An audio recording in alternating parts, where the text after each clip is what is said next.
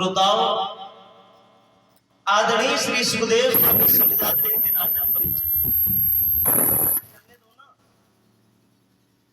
Hello श्रोताओं, कहते नहीं है कभी कभी ज्यादा खुशी को नजर लग जाती है, ज्यादा खुशी नहीं मनानी चाहिए। आज उस अवध में इतनी खुशियां मनाई जा रही है, खुशी का कोई पार नहीं है। श्रोताओं, देवता लोग ऊपर से फूल बरसा रहे हैं, अवध के लोग सब काफी भीड़ आ रहे हैं, सब देख रहे हैं, आपस में कह रहे भैया कितनी सुंदर जोड़ी है अपने प्रभु राम की। श्रोताओं, जब से ब्याह राम घर आए और नित नव मंगल मोद बधाए, जब से प्रभु श्री राम का विवाह होकर के आया है तब से प्रतिदिन मंगलचार हो रहे हैं, प्रतिदिन। श्रोताओं, एक बार की बात है, महाराज दशरथ गद्दी पर विराजमान थे, मन में विचार करते हैं अब तो हमें ऐसा मालूम पड़ता है हमारा जो लाला है ना राम, अब तो विवाह भी हो गया, काफी समझदार हो गया है। हमें ऐसा लगता है हमारे पर तो चौथापन आ गया है और अब हमें ये राजगद्दी शोभा नहीं देती है। अब मैं एक काम करता हूं, इस राजगद्दी पर अगर बेटा राम को बिठाऊंगा तो ये राजगद्दी बड़ी सुंदर लगेगी। बेटा राम जब इस राजगद्दी पर विराजमान होगा तो बड़ा सुंदर होगा। एक काम करता हूं, गुरुजी के पास में जाता हूं। महाराज दशरथ गुरुजी के पास में पहुंचे और जब गुरु वशिष्ठ के पास में पहुंचे हैं तो गुरुजी ने जब दशरथ को देखा है, आइए दशरथ आइए, गुरुजी को प्रणाम किया है महाराज दशरथ ने। गुरु वशिष्ठ बोले हैं आज कैसे आना हुआ है दशरथ? तो दशरथ बोले हैं गुरुदेव, अगर आप पूछना चाहते हो तो आज हमारा इसलिए आना हुआ है, ये तो आपको गुरुदेव पता होगा कि हमारे पर चौथापन आ गया है। और गुरुदेव मेरे मन में जो विचार आ रहे हैं उनकी सलाह लेने के लिए आपसे मैं आया हूं। गुरुदेव, अब तो राजगद्दी हमें शोभा नहीं देती है। मैं चाहता हूं कि मेरा बड़ा वाला जो बेटा है ना राम, अगर वो राम इस राजगद्दी पर विराजमान हो जाए तो वो राजगद्दी बड़ी सुंदर लगेगी मुझे भी देखने में, ये उचित हो सकता है। गुरु वशिष्ठ बोले हैं दशरथ, ये तो तुमने बहुत अच्छा सोचा है। एक काम करो, आप अपने बेटा राम को राजगद्दी पर बिठाना चाहते हो तो आप आज तो नहीं बिठा सकते हो, क्योंकि आज शुभ मुहूर्त नहीं है। कल का शुभ मुहूर्त है और कल अपनी अयोध्या को सजवा लेना, अयोध्या में खबर कर देना कल हमारे बेटा राम का राज्याभिषेक तिलक होगा। महाराज दशरथ लौट करके आए हैं, पूरी अवध में खबर कर दी है, हे अयोध्या वासी लोगों, आज हम तुम्हें एक खुशी की बात बताना चाहते हैं। बोले क्या? कल हमारे बेटा राम का राज्याभिषेक तिलक होगा, कल हमारे बेटा राम को राजगद्दी पर बिठाया जाएगा। इस अवध को इतना सजा दो, इतना सजा दो, कोई कमी न रह जाए। खुशी तो पहले से ही हो रही है अवध में। अब जब ये घोषणा की सुन ली है अवध के लोगों ने कि राम को राजगद्दी पर भी बिठाया जा रहा है, अब तो और खुशी हो गई। लेकिन श्रोताओं, समय जब आया है और जब समय आया है, महाराज दशरथ ने क्या किया है, अपने मंत्री से कह दिया है, मंत्री चले जाओ और हमारी तीनों रानियों से जाकर के बोल देना, अब देरी किस बात की है, तीनों रानियां अपना अपना श्रृंगार करें, तैयारियां करें, आज हमारे बेटा राम का राज्याभिषेक तिलक होगा। तो तीनों रानियां अपना अपना श्रृंगार कर रही है। माता कौशल्या अपने महलों में विराजमान होकर के श्रृंगार कर रही है। माता सुमित्रा अपने महलों में विराजमान होकर के श्रृंगार कर रही है। माता कैकेयी भी अपना श्रृंगार कर रही है। लेकिन श्रोताओं, जो कैकेयी है ना, इनकी एक दासी है, नाम है मंथरा। मंथरा की जिह्वा पर सरस्वती विराजमान हो गई है, उल्टा पाठ पढ़ाने लगी है। जहां पर महारानी कैकेयी श्रृंगार कर रही थी, वहां पर ये मंथरा पहुंच गई और सामने खड़ी हो गई। कैकेयी ने जब मंथरा को देखा है तो कैकेयी बोली है, ए मंथरा, तू अभी तक तैयार नहीं हुई? अरे तुझे मालूम है आज मेरे बेटा राम को राजगद्दी पर बिठाया जाएगा, आज मेरे बेटा राम का राज्याभिषेक तिलक होगा और तू अभी तक तैयार नहीं हुई? मंथरा खड़ी खड़ी मुस्कुराने लगी है। कैकेयी कहती है, मंथरा, अरे तू मेरे शब्दों पर गौर क्यों नहीं करती है? तुझे मालूम है आज मेरे बेटा राम को राजगद्दी पर बिठाया जाएगा, अरे तू तैयार क्यों नहीं होती? मंथरा हंस करके बोली है, महारानी, आज मुझे लगता है कि आप बड़ी भोली हो। मतलब यही है महारानी, आज मुझे यकीन होता है कि आप बहुत बड़ी भोली हो। तुम्हें कुछ पता नहीं है महारानी। कैकेयी कहती है, तू कहना क्या चाहती है मंथरा, एक बार मुझे बता तो सही। मंथरा बोली है महारानी के कैकेयी से, महारानी मैं कहना तो और कुछ नहीं चाहती हूं, लेकिन आज मैं जो कुछ देख रही हूं ये मुझे ठीक नहीं लग रहा है। बोले क्यों? क्योंकि तुम्हें कुछ मालूम है? बोले क्या हुआ, एक बार बता तो सही। महारानी, आज अपने अवध में बड़ी खुशियां मनाई जा रही हैं, महाराज दशरथ बड़े खुश दिखाई दे रहे हैं, लेकिन दुख एक बात का है, तुम्हारे बेटा भरत कहाँ है मालूम है? नन्हालों में। यहाँ खुशियां मनाई जा रही है, राम का राज्याभिषेक तिलक हो रहा है, और तुम्हारे बेटा भरत को अभी तक नन्हाल से बुलाया नहीं है। इसका मतलब आप सोचती हैं, जानती हो इसका मतलब क्या है? जब मंत्रों ने ऐसी ऐसे शब्द कहे, श्रोताओं, ऐसे ऐसे शब्द कहे कि कैकेयी की बुद्धि को भी बदल दिया है। मंथरा बोली है, महारानी हमें तो ऐसा मालूम पड़ता है कि महाराज दशरथ तुम्हारे बेटा से मतभेद रखते हैं। महाराज दशरथ तुम्हारे बेटा से मतभेद रखते हैं, वो उतना मानते नहीं है जितना राम को मानते हैं। पहली बात तो ये है कि अभी तक तुम्हारे बेटा को नन्हाल से नहीं बुलाया गया। दूसरी बात ये है, महाराज दशरथ आज जिस गद्दी पर तुम्हारा बेटा राम को बिठा रहे हैं, क्या इस गद्दी पर तुम्हारा बेटा भरत नहीं बैठ सकता क्या? कैकेयी बोली है, मंथरा मैं तो खुशी खुशी में सब कुछ भूल गई, मुझे तो पता भी नहीं चला अब मंथरा होता क्या है, अब तो कुछ होने वाला नहीं है। मंथरा बोली, अभी तो सब कुछ होने वाला है।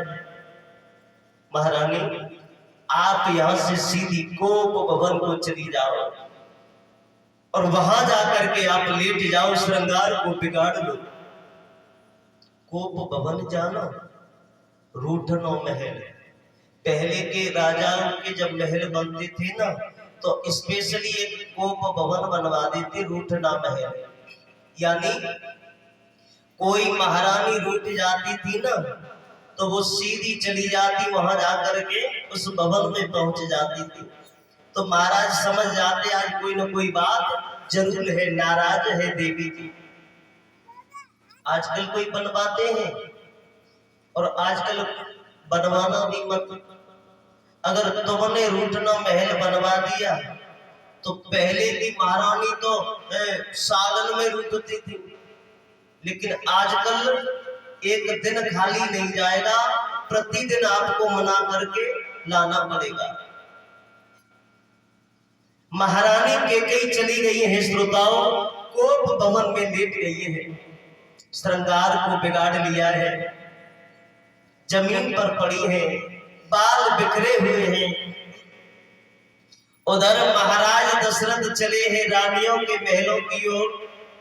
बड़ी देरी हो रही है, अभी तक महारानी तैयार हुई है कि नहीं, चल कर के देखता हूं। आज महाराज दशरथ चले हैं, सबसे पहले कौशल्या के महलों में गए। वहां जाकर के देखा है कौशल्या श्रृंगार कर रही है।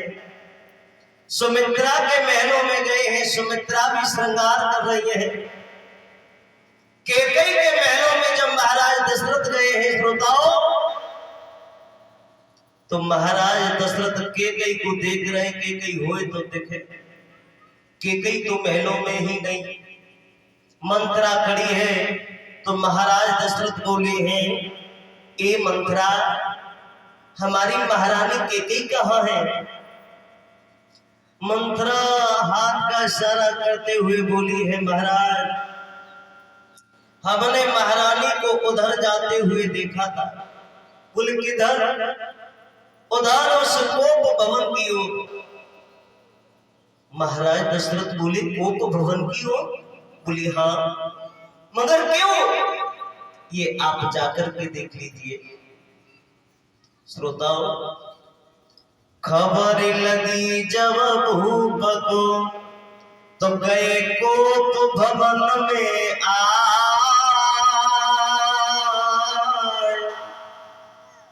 दीनहीन देखी दशा,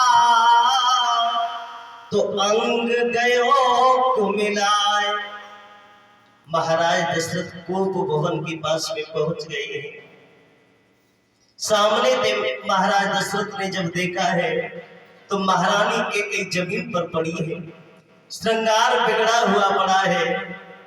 महाराज दशरथ बोले, ही महारानी कैकेयी, ये सब मैं क्या देख रहा हूं? अरे ये सब क्या देख रहा हूं? आज हुआ क्या है? एक बार मुझे बताओ तो सही, क्या मुझसे कोई भूल हो गई? क्या मुझसे कोई गलती हो गई? एक बार बताओ तो सही। महाराज दशरथ बोले, ही श्रोताओं,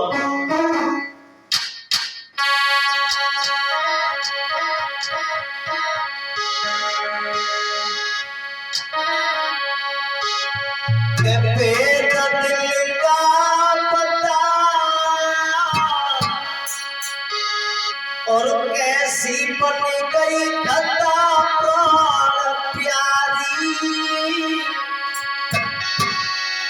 कैसे काया बिगड़ गई तुम्हारी।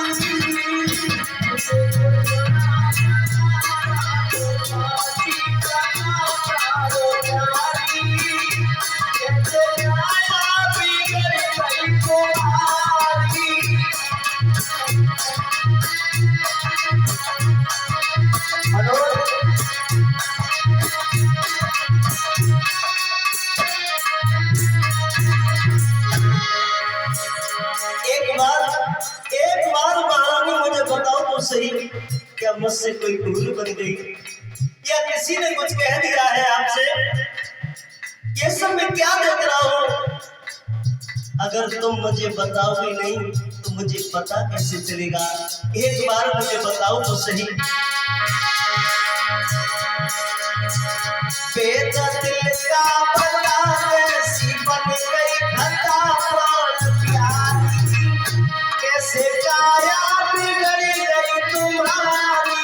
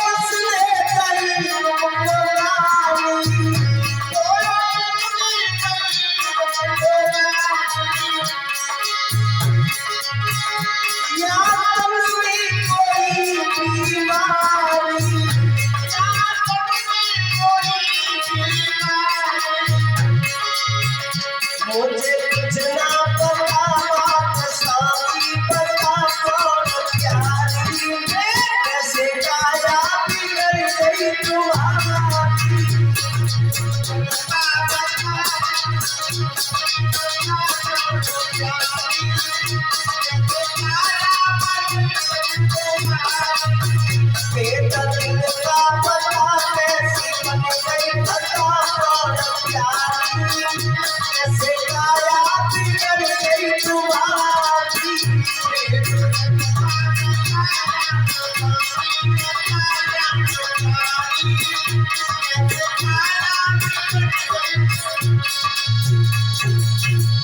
आज महाराज दशरथ बोले हैं, एक बार मुझे बताओ तो सही, ऐसी हमारे से कौन सी त्रुटि बन गई है?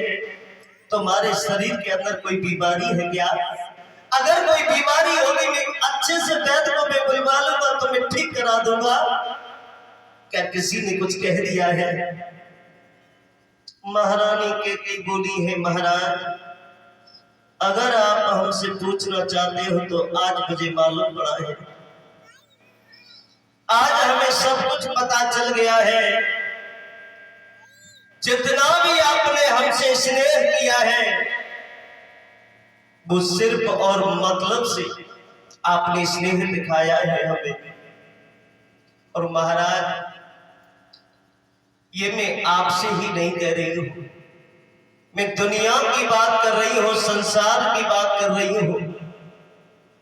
दुनिया मतलब की हो गई है, ये संसार मतलब का हो गया है। महारानी के समझा करके बोली है, महाराज दशरथ मैं आपकी ही बात नहीं कर रही हूं, सबकी बात कर रही हूं।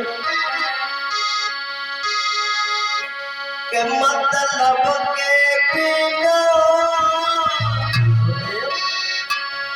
और कोई न किसी का है प्यारा रे, मतलब के बिना कोई न किसी का है प्यारा रे, मतलब के बिना कोई न किसी का है प्यारा।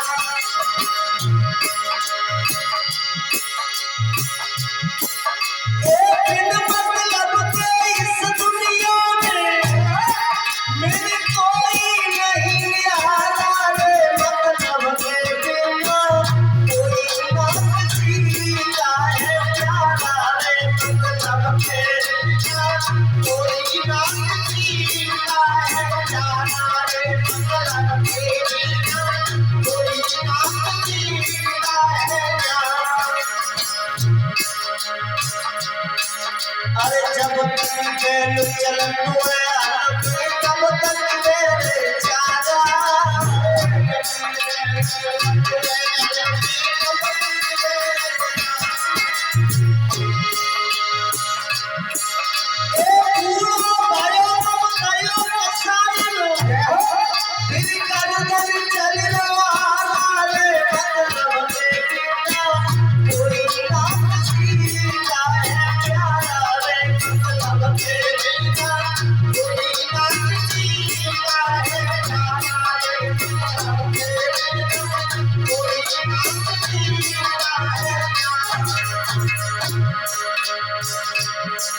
अरे बहु सास मेरे तक करिया तेरे जवाब करा दे, बहु सास मेरे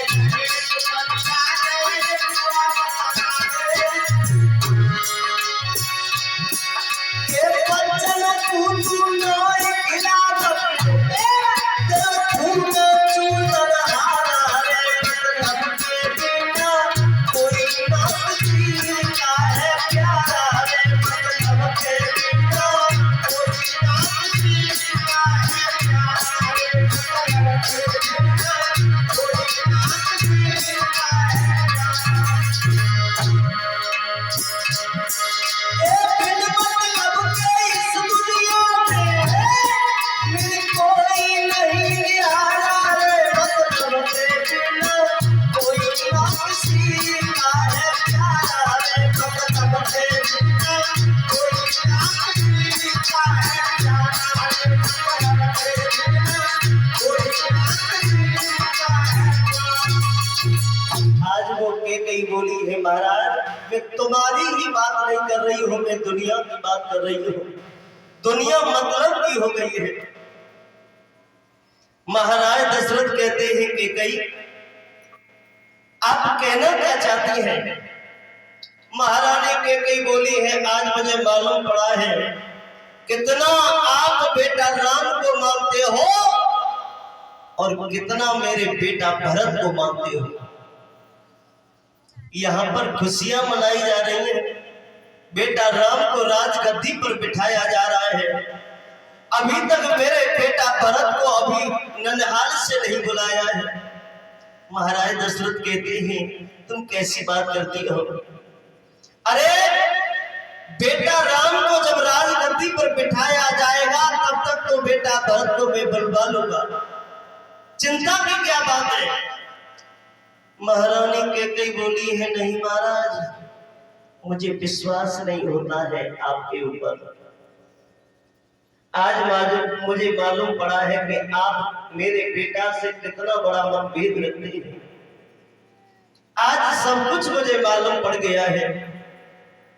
महाराज दशरथ बोले हैं, महारानी मैं तुम्हारे हाथ जोड़ता हूं, जो कुछ गलती हो गई हो हमें माफ करो। देखो आज खुशी का समय है और इस खुशी के समय पर आप जो कुछ हमसे मांगना चाहो ना, वो आप दिल खोल करके हमसे मांग सकती हो। जो तुम हमारे से मांगोगी हम तुम्हें वही देंगे। कैकेयी बोली है, महाराज मैं और कुछ नया नहीं मांगूंगा आपसे। ये तो आपको पता होगा कि मेरे 2 वरदान आपके लिए जो आपने पहले मुझे दिए थे, 2 वरदान वो अभी तक बाकी है।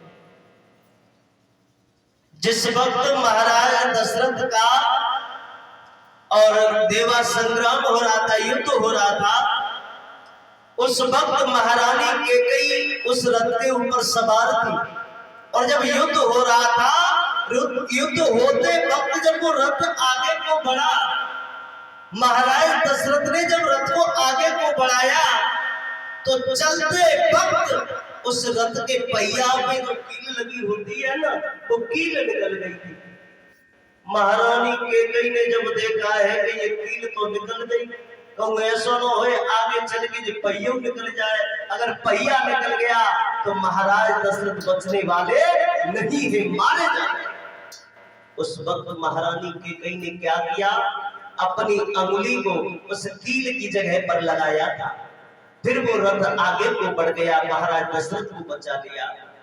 उस वक्त महाराज दशरथ ने कहा, देवी अगर तुम इस अंगुली को नहीं लगाती तो मैं मारा जाता। आज मैं खुश होकर के कहता हूं, आज मैं एक नहीं तुम्हें मैं 2 वरदान देना चाहता हूं, मांग लीजिए, क्या मांगना चाहती हो? उस वक्त कैकेयी ने कह दिया था, उस वक्त कैकेयी ने कहा, महाराज अभी मुझे कोई आवश्यकता नहीं है इन दोनों वरदानों की, समय आने पर मैं उन दोनों वरदानों को मांग लूंगी। अच्छा, कैकेयी ने जब अंगुली लगाई, क्या अंगुली में दर्द नहीं हुआ? लेकिन श्रोताओं, एक बार की बात थी, कैकेयी एक जगह पर खड़ी थी तो एक संत निकल करके जा रहे थे, संत के हाथ से कमंडल छूट गया था, तो कैकेयी ने उस अंगुली से कमंडल को उठाया और संत को दिया था। उस वक्त उन संत ने ये कहा था, बेटी आज तूने जिस अंगुली से मेरे कमंडल को उठा करके दिया है वो तेरी अंगुली पत्थर की होगी, एक न एक दिन बहुत बड़ा तेरा काम निकालेगी। ये अंगुली पत्थर की हो गई। आज वो समय आ गया है। महारानी कैकेयी बोली है, महाराज मेरे 2 वरदान पिया और बहुत दिन पहले के। महाराज मैंने उस वक्त तो उन दोनों वरदानों को नहीं मांगा, लेकिन आज वो समय आ गया है, उन दोनों वरदानों को मैं मांगना चाहती हूँ। महाराज दशरथ कहते हैं, अगर मांगना चाहती हो तो देरी किस बात की है, मांगो। महारानी कैकेयी बोली है, नहीं महाराज, अब हमें विश्वास नहीं होता है तुम्हारे ऊपर। जो मैं मांगूंगी आप वही मुझे दोगे। महाराज दशरथ कहते हैं, कैकेयी अरे एक बार तुम मांगो तो सही। कैकेयी बोली है, नहीं महाराज, मुझे विश्वास नहीं होता है। अगर आप मुझे दोनों वरदानों को देना चाहते हो तो उससे पहले तुम्हें अपने बेटा राम की सौगंध देनी होगी। पहले आपको अपने बेटा राम की कसम खानी होगी। जो मैं मांगूंगी आप मुझे वही देंगे। महाराज दशरथ बोले हैं, कैकेयी अरे इसमें कसम की क्या बात है, एक बार आजमा के तो देखो, एक बार मांग करके तो देखो। महारानी कैकेयी बोली है, नहीं महाराज, हमें विश्वास नहीं होता। महाराज दशरथ बोले हैं, शायद आप हमें जानती नहीं हो। रघुकुल रीत सदा चली आई, प्राण जाए पर बचन न जाए। ये जो चौपाई है, अक्सर कर बोलते हैं प्राण जाए पर, ये पर लगाते हैं, ये पर नहीं है, यहां पर लिखा हुआ है पर। प्राण जाए पर बचन न जाए। श्रोताओ, महाराज दशरथ कहते हैं, महारानी हम रघुवंशी हैं और हम जो कहते हैं उसे करके दिखाते हैं, चाहे हमारे प्राण क्यों न चले जाए। एक बार तुम मांगो तो सही। महारानी कहती है, नहीं महाराज, मुझे विश्वास नहीं होता। जो मैं मांगूंगी आप वही देंगे। पहले बेटा राम की सौगंध आपको देनी होगी। अच्छा, सबसे ज्यादा प्रेम कौन करती? जितनी रानियां थी, 3 रानी थी, सबसे ज्यादा राम को कौन मानती थी? कैकेयी। कैकेयी बेटा राम को इतना मानती थी कि अपने पास में बिठा करके बहुत लाड लड़ाती थी, अपने हाथ से भोजन कराती थी। ये कैकेयी बड़ा प्रेम करती थी राम से। देखिए आज उन्हीं कैकेयी को कैकेयी कहती है महाराज दशरथ से, पहले आप सौगंध दो तो तुम्हें वरदान मांग सकती हो, नहीं तो मैं आपसे वरदान नहीं मांगूंगी, क्योंकि मुझे विश्वास नहीं होता है तुम्हारे पर। तो महाराज दशरथ ने सौगंध दी है, देवी अगर तुम नहीं मांगती हो तो मैं बेटा राम की सौगंध देता हूं। आज जो तुम हमारे से मांगोगी हम तुम्हें वही देंगे। और जब महाराज दशरथ ने सौगंध दी है तो महारानी कैकेयी बोली है, महाराज अब मैं मांगना चाहती हूँ उन वरदानों को।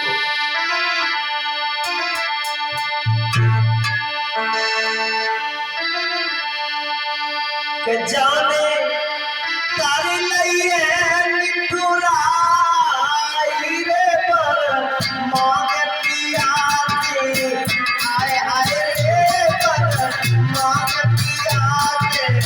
तारी लई है निठुराई पर मांगे पिया के, आए आए रे पर मांगे पिया के।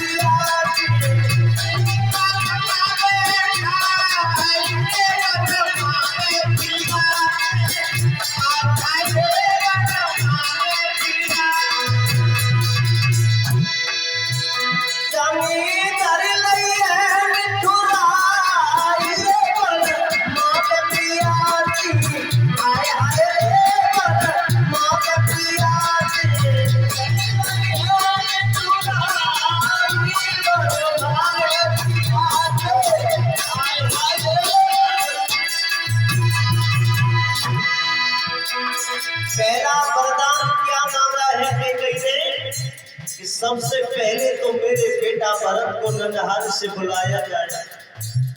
आज जिस हंसी खुशी के साथ में बेटा राम का राज्याभिषेक तिलक होने के लिए जा रहा है, आज जिस गद्दी पर बेटा राम को बिठाया जा रहा है, उस गद्दी पर राम को नहीं बिठाया जाए। उस गद्दी पर बैठेगा तो मेरा ही बेटा भरत बैठेगा। और सुनो दूसरा वरदान